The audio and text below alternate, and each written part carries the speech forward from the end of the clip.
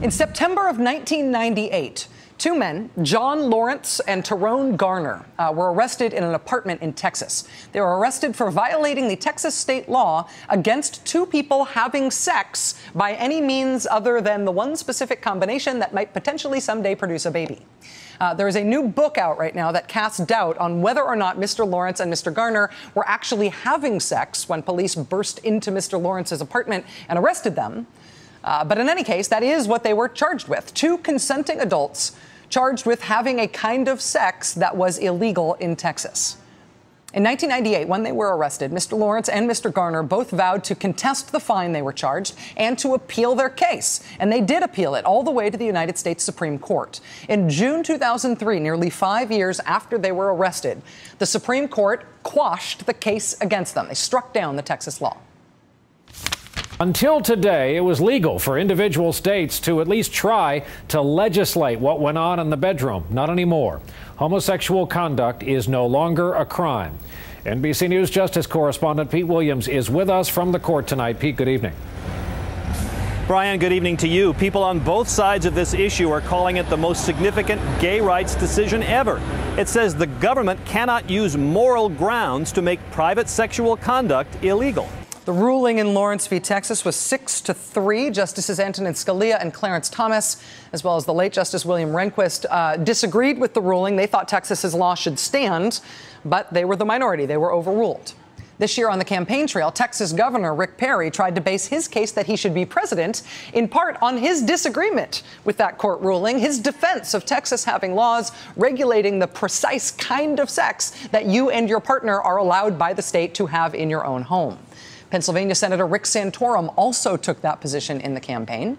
But alas, that clarion call to limited government and personal liberty was not enough to propel either of those candidates to the presidency.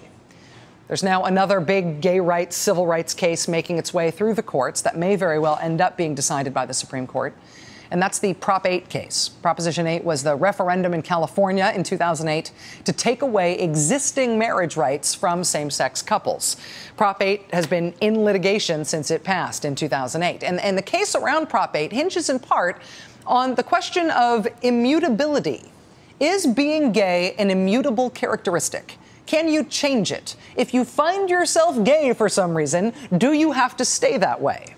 One of the arguments the anti-gay rights side makes is that being gay is a choice. So marriage, then, isn't a question of equal rights. Everybody has an equal right to get married already. If you want to get married and you're gay, you can get married. You just have to stop being gay. Choose to become straight. Now you can get married. Presto changeo, here comes the bride.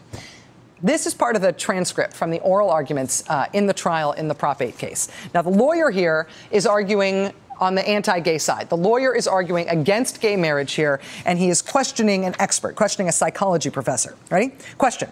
You will find here a document pre-marked. Can you identify that document? Answer. This is an article by Robert Spitzer, published in the Archives of Sexual Behavior in 2003. The title is, Can Some Gay Men and Lesbians Change Their Sexual Orientation? Question. You are familiar with the author, correct? He is a very prominent psychiatrist who is certainly considered to be an expert in his field, correct? Answer. He is a very prominent psychiatrist.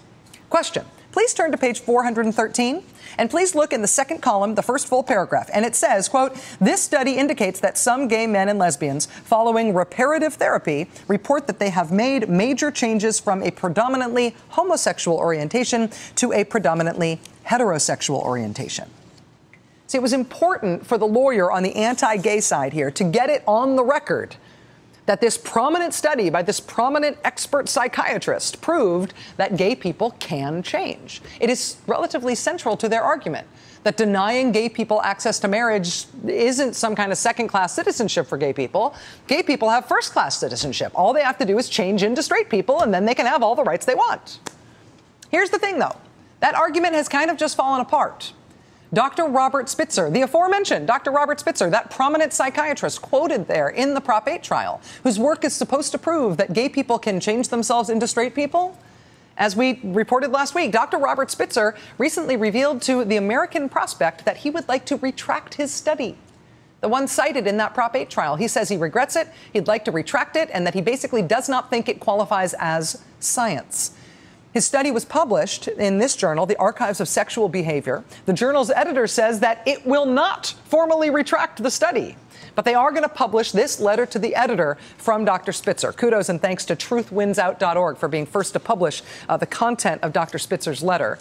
And it is kind of astonishing. Dr. Spitzer writes that there's no way to determine if the people in his study who said they turned ex-gay were credible when they said it. There's no way to determine if they were credible when they said that they had been cured of the gay. He also goes on to apologize. Look at this. Quote, I believe I owe the gay community an apology for my study making unproven claims of the efficacy of reparative therapy. I also apologize to any gay person who wasted time and energy undergoing some form of reparative therapy because they believed that I had proven that reparative therapy works. Wow.